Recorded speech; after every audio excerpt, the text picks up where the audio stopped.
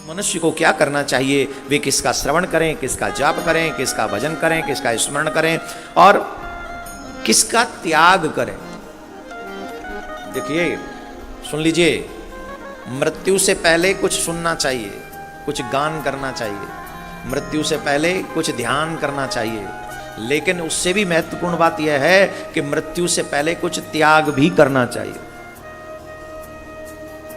क्या करना चाहिए? अगर मृत्यु से पहले त्याग नहीं किया तो मृत्यु तुम्हें संसार के बंधन में जकड़ के रखेगी। मरने से पहले त्याग करो। मरने के बाद तो छूटना है, जो रह जाएगा वो छूट जाएगा, वो आपने छोड़ा नहीं है, त्याग नहीं किया आपने, वो तो छूट ही गया। त्याग किसको कहते हैं? जो प्रसन्नता के साथ छोड़ दिया गया और स्वप्न में भी फिर उसका याद न रहे, ध्यान न रहे। कई त्यागियों को हमने देखा है, सब कुछ छोड़ देते, घर छोड़ देते, परिवार छोड़ देते, सब छोड़ छाड़ के आ जाते और फिर गाते रहे, तुम जानते हो 50 बीघे जमीन छोड़ के आया हूं, ऐसे ही बाबा जी नहीं बना। अभी छोड़ी कहां है भाई, छोड़ी कहां है? अभी तो मन में है ना कि मेरी 50 बीघे जमीन थी।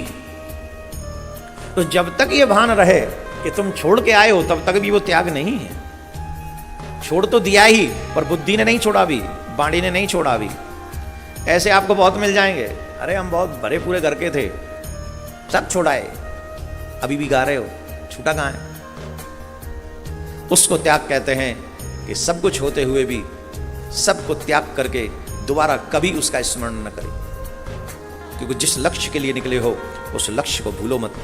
जब जीव अपने लक्ष्य को पूर्णतः ईमानदारी के साथ चल पड़ता है तो सारी कायनात, देवी देवता, दिशाएं, नदी, पहाड़, पर्वत, वनस्थली, इवन सर्वेश्वर श्री कृष्ण आपके उस लक्ष्य को हासिल कराने में आपका साथ देते हैं, उसे पूर्ण कराने में आपके साथ खड़े रहते हैं। लेकिन कब? जब आप पूर्णतः ईमानदारी के साथ उस लक्ष्य की ओर बढ़े, आपका लक्ष्य सुंदर हो, आपका लक्ष्य श्रेष्ठ हो, तब यह स्थिति बनती है। प्यारे, पूछा त्याग क्या करें, किसका त्याग करें?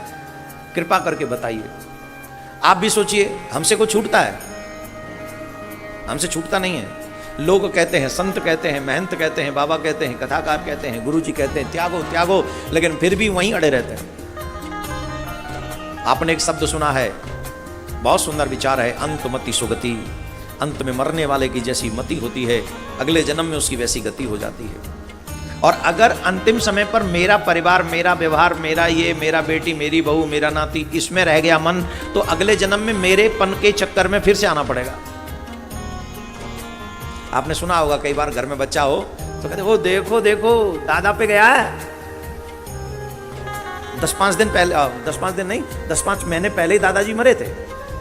देखो देखो इसकी नाक दादा जैसी है, देखो तो सही इसके, ओ माथा एकदम चौड़ा, दादा पे ही गया है। अरे दादा पे ही नहीं गया है, दादा ही आके पड़ा हुआ है यहाँ।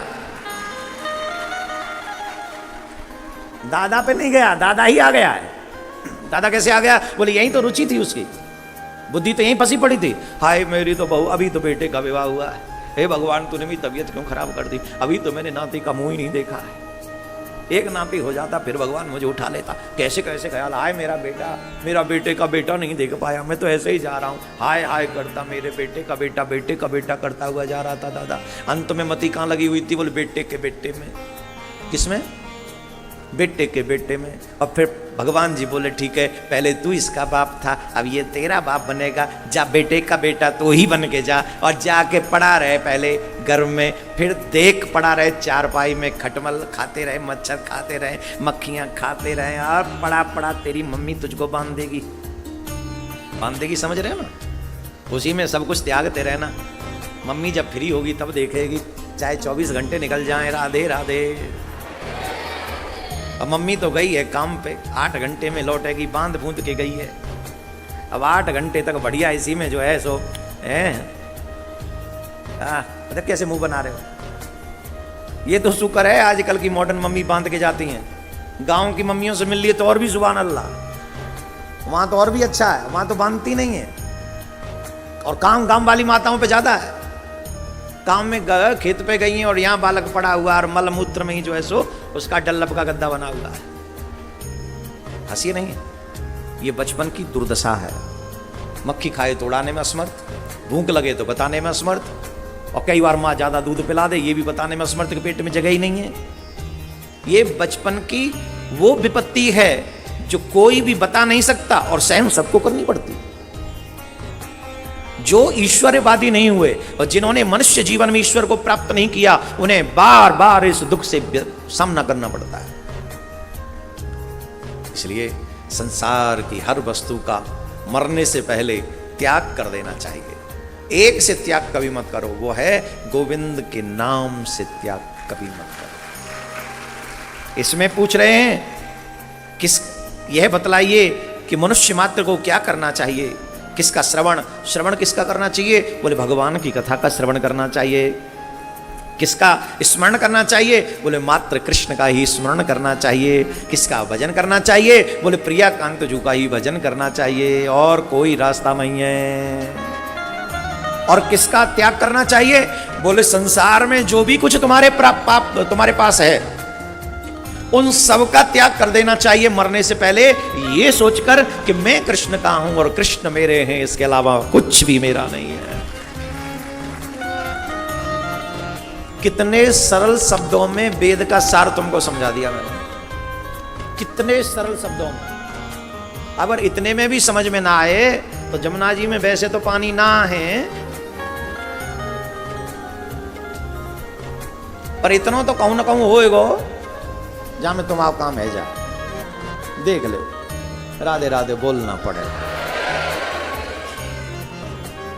कितने सरल शब्दों में। मृत्यु को सुंदर बनाने का तरीका है, कृष्ण को श्रवण करो, कृष्ण का ध्यान करो, कृष्ण का भजन करो। त्याग, बोले संसार में जो भी कुछ तुम्हें प्राप्त हुआ उसकी कृपा से सबका त्याग करो, मेरा कुछ नहीं है।